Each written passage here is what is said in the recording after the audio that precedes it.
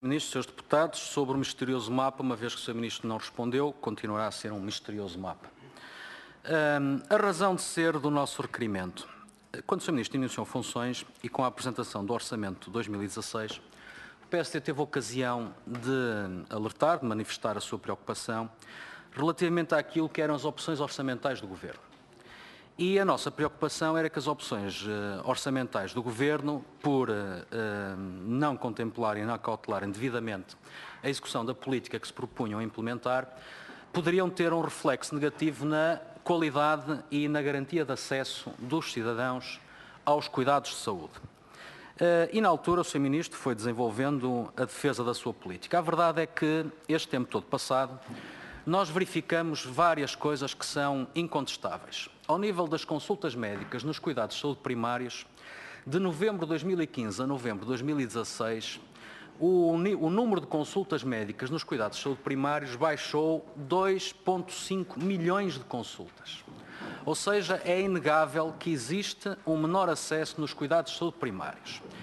É evidente que seria pressuposto acontecer uma maior pressão sobre os cuidados hospitalares e, nomeadamente, sobre os serviços de urgência. Eu julgo que o Sr. Ministro não estará distraído quanto a esta matéria, porque ao longo do ano foi anunciando, às vezes sem ser questionado por mote próprio, um conjunto de medidas que pretendia implementar. A primeira delas era, logo no início do mandato, há quase ano e meio, o Sr. Ministro afirmou numa Comissão de Saúde pretender que os médicos com mais de 55 anos continuassem a fazer urgências, pretendia alterar os limites de idade dos médicos para fazer urgências. Ora bem, passado este tempo todo, eu julgo que o Sr. Ministro poderá confirmar que não legislou nem tomou nenhuma medida no sentido daquilo que tinha afirmado.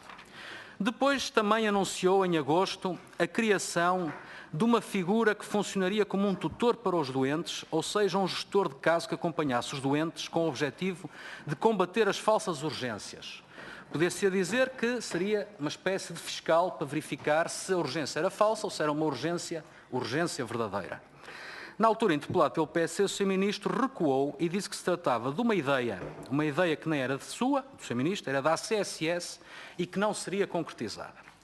Depois, o Sr. Ministro, no início do mandato também, afirmou que iria implementar uma penalização das falsas urgências, ou seja, a má utilização dos serviços de urgência por parte dos utentes deveria implicar uma penalização. Eu nunca mais ouvi falar disto, Sr. Ministro, pode ser por distração minha, admito, mas parece-me que, de facto, o Sr. Ministro também não implementou nenhuma medida neste sentido.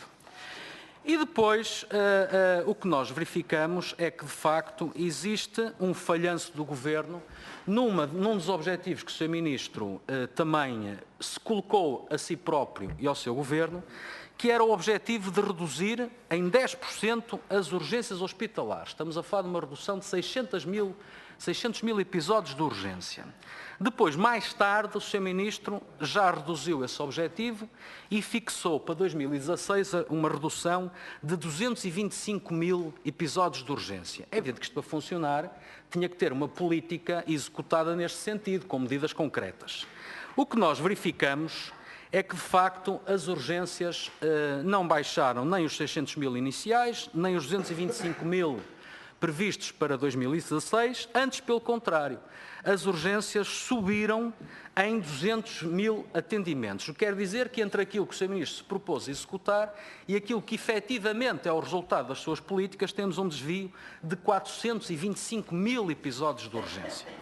Ora bem, não é difícil de perceber que as consequências nefastas desta política estão à vista, apesar de, nos tempos mais difíceis, o Sr. Ministro sempre ter dito que estava tudo acautelado e assegurado e que estava tudo a correr com normalidade, e o Sr. Secretário de Estado, Manuel Delgado, ter feito afirmações no mesmo sentido. Agora, surpreendente, Sr. Ministro, e devo-lhe dizer que o Sr. Ministro nunca me surpreendeu muito, porque tem sempre um discurso muito cuidadoso, muito doutrinário, quando se fala de cuidados de saúde primários, o Sr. Ministro vai buscar a sua doutrina e explana com muita positividade. Quando se fala de outro tema, faz a mesma coisa. Mas os resultados da sua política são totalmente em sentido contrário. E, portanto, esta sua última afirmação, que pretende limitar o acesso às urgências para pessoas que sejam referenciadas pela linha Saúde 24 ou que sejam transportadas pelo INEM ou pelos serviços de bombeiros é uma medida inaceitável na nossa perspectiva, porque é uma clara limitação, é um estreitar da porta de entrada dos cidadãos aos serviços de urgência e, além do mais, Sr. Ministro, tal como medidas que o senhor implementou, é preocupante porque entendemos que nem sequer está devidamente preparada. Nós tivemos na quarta-feira o Presidente do INEM na Comissão e eu questionei o Sr. Presidente do INEM acerca desta medida. O Sr. Presidente do INEM diz-me que